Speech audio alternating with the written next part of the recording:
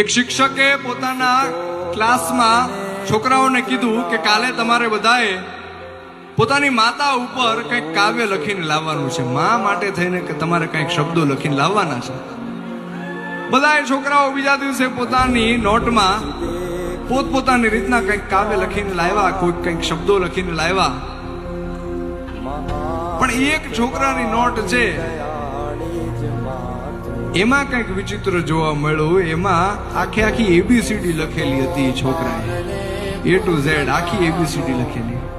તો શિક્ષકે એ છોકરાને ઊભો કર્યો ને પૂછ્યું કે ભાઈ આ શું છે, આનો શું મતલબ?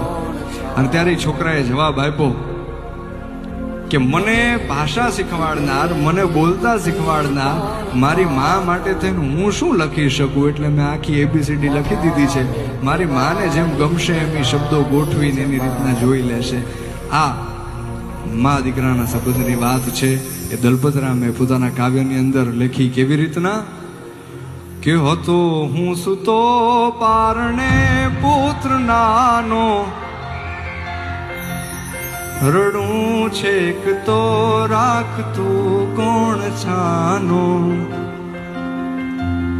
મને દુખી દેખી દુખી કોણ થાતું,